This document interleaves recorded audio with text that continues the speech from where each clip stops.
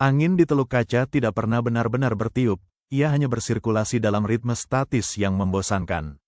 Aris berlutut di atas pasir sintetis yang terlalu putih, jemarinya meraba tepian tajam dari sebuah fragmen berwarna jingga tembaga. Bagi penduduk desa yang tersisa di bawah naungan awan abu-abu permanen, benda-benda ini adalah air mata samudra, sisa-sisa mistis dari peradaban yang tenggelam.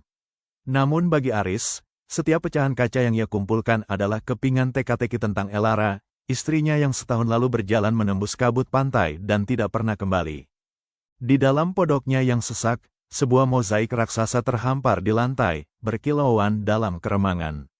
Kaca-kaca itu aneh, mereka tidak hanya memantulkan wajah Aris, tetapi terkadang menampilkan kilasan peristiwa yang belum terjadi, badai yang akan datang, atau kematian seekor burung camar di dermaga.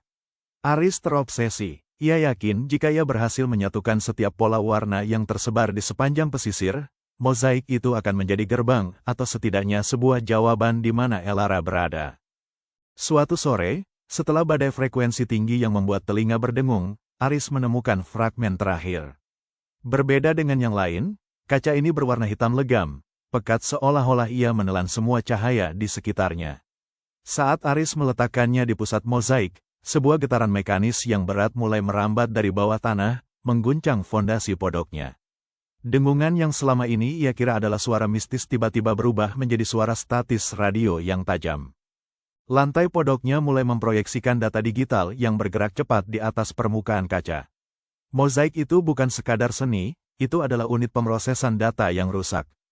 Aris terhuyung mundur saat kesadarannya dipukul oleh arus memori yang dipaksakan. Ia bukan seorang nelayan, dan ini bukan desa pesisir.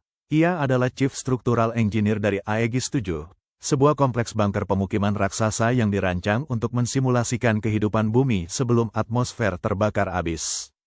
Retakan pertama muncul di langit. Bukan di cakrawala, tapi tepat di atas kepalanya. Sebagian dari langit biru pucat itu mengelupas seperti cat kering, jatuh menghantam laut dengan suara dentuman logam yang memekakkan telinga. Laut itu sendiri mulai beriak aneh, menyingkapkan lantai baja dan pipa-pipa sirkulasi raksasa di bawah air yang dangkal. Aris menyadari dengan horor yang dingin bahwa kaca warna-warni yang ia kumpulkan selama ini bukanlah batu ajaib, melainkan serpihan sensor visual dari dinding interior kubah yang mulai malfungsi dan hancur. Di balik retakan langit yang semakin lebar, Aris tidak melihat surga. Ia melihat struktur penyangga logam yang berkarat dan kegelapan abadi dari dunia luar yang mati. Namun, di tengah kehampaan itu, sebuah sinyal transmisi muncul di sisa-sisa mozaiknya. Itu adalah jejak digital Elara. Istrinya tidak mati tenggelam. Dia adalah sabotir yang berhasil melarikan diri ke sisi lain dari dinding pembatas. Elara telah sengaja menghancurkan sensor-sensor langit agar Aris bisa melihat kebenaran di balik penjara indah ini. Kini, saat sistem alarm mulai melolong di seluruh penjuru teluk kaca dan langit buatan itu mulai runtuh seperti kaca pecah, Aris berdiri di tengah hujan fragmen sensor yang berwarna-warni. Ia tidak lagi mencari istrinya di dalam gambar mozaik. Ia mengambil palu berat dari sudut ruangan, menatap matahari buatan yang mulai berkedip sekarat, dan bersiap menghancurkan sisa ilusi yang masih tegak berdiri. Lampu-lampu halogen di atas sana meledak satu persatu, menciptakan hujan percikan api yang meniru bintang jatuh paling maut yang pernah Aris lihat. Suara ombak artifisial kini telah mati, digantikan oleh raungan sirene sistem yang melengking parah, memperingatkan tentang dekompresi total.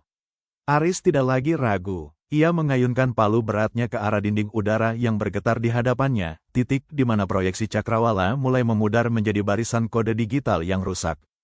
Satu hantaman keras, dan realitas itu pecah. Bukan air laut yang membanjiri kakinya, melainkan udara dingin yang tajam dan hampa yang menyedot napasnya hingga habis. Aris melangkah melewati sobekan besar pada dinding kubah. Kakinya yang terbiasa pada pasir sintetis yang lembut kini berpijak pada permukaan logam yang dingin dan berkarat. Di belakangnya, teluk kaca, yang indah hanyalah sebuah diorama raksasa yang malfungsi, sebuah mainan anak-anak yang hancur dalam kegelapan.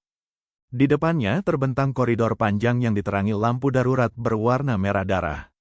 Di ujung lorong itu, sebuah pintu kedap udara terbuka sedikit, menyingkapkan siluet seorang wanita yang berdiri di tengah pusaran debu dan cahaya putih yang menyilaukan dari luar atmosfer bunker. Itu Elara. Ia tidak tampak seperti dalam ingatan Aris yang romantis, ia mengenakan setelan isolasi yang kusam dan penuh goresan, memegang sebuah pemancar yang terus-menerus memancarkan frekuensi yang sama dengan kaca-kaca di podoknya. Aris terhuyung maju, paru-parunya berjuang menyesuaikan diri dengan oksigen daur ulang yang tipis. Saat ia mencapai ambang pintu terakhir yang memisahkan mereka dari permukaan bumi yang sesungguhnya, Elara mengulurkan tangan. Aris menoleh ke belakang untuk terakhir kalinya, melihat rumahnya, yang kini hanya berupa reruntuhan panel cermin dan proyektor yang terbakar. Ia menggenggam tangan Elara, dingin namun nyata. Saat mereka melangkah keluar, langit yang ia lihat bukanlah langit biru sempurna dari ingatannya, melainkan hamparan awan ungu tembaga yang bergejolak di atas sisa-sisa gedung pencakar langit yang telah menjadi tulang belulang besi. Dunia luar memang hancur. Namun saat Aris melihat pecahan kaca terakhir di sakunya kini kehilangan semua warnanya dan menjadi transparan. Sekarang ia tahu satu hal, setelah sekian lama, ia tidak lagi melihat bayangan. Namun kini di depan matanya terlihat realita yang sebenarnya.